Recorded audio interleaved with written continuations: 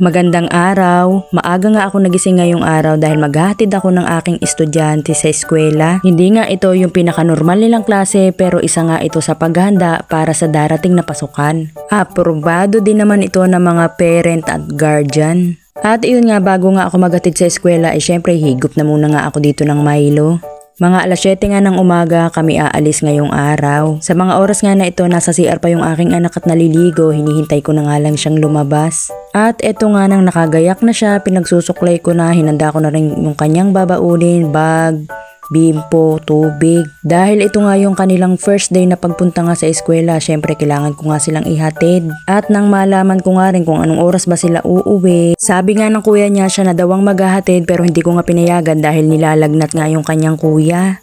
At nilagnat nga rin ako nung isang araw nung nagtulak nga ako ng motor sa initan. Kinagabihan nga nun ay bigla akong nilagnat at nanakit ang aking buong katawan. Buti na nga lang din ay meron akong gamot dito sa bahay. Napakahirap talaga kapag magkakasakit, tapos pag nagkasakit ka, ikaw rin mag-aalaga sa sarili mo. Naku po, Diyos ko. Kaya ito, chinek ko na yung gasolina ng aking motor at ihanda ko na nga rin dahil aalis na nga kami papunta nga sa eskwela. Syempre wala rin naman mag-update sa akin kung anong oras ba talaga yung kanilang klase at anong oras ko sila susunduin, kaya kailangan talaga ako yung maghahatid sa kanila.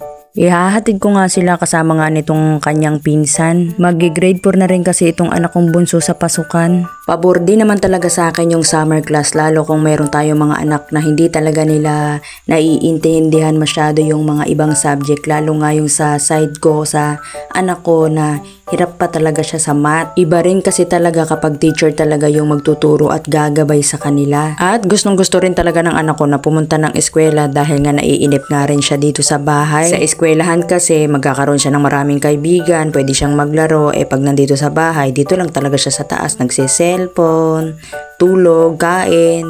Mas okay talaga yung may ginagawa lalo kung galing sa mahabang bakasyon. Napaaga pa nga yung dating namin dahil kami pa lang talaga yung tao. Dahil nga first day nila ngayon, hindi namin alam kung anong oras ba talaga yung pinaka-start ng klase at ano din yung pinaka-uwian. Kaya magtatagal muna ako dito para nga tanungin kung anong oras ba yung uwian at ang klase talaga nila. Para malaman ko din kung maghihintay pa ba ako o uuwi ako at babalikan na nga lang sila. At eto, isa-isa na nga dumadating yung mga estudyante. At eto nga, may dala-dala silang papel dyan. Yan yung approval kung pinayagan nga namin yung aming mga estudyante na umattend nga ng summer class. So, natanong ko na rin kung anong oras nga sila uuwi, kaya sa mga oras nga na yan ay uuwi na rin ako at iiwanan ko na nga sila. Papaalam na ako sa kanila dyan na susunduin ko na lang sila mamaya at huwag silang aalis hanggat hindi ako dumarating.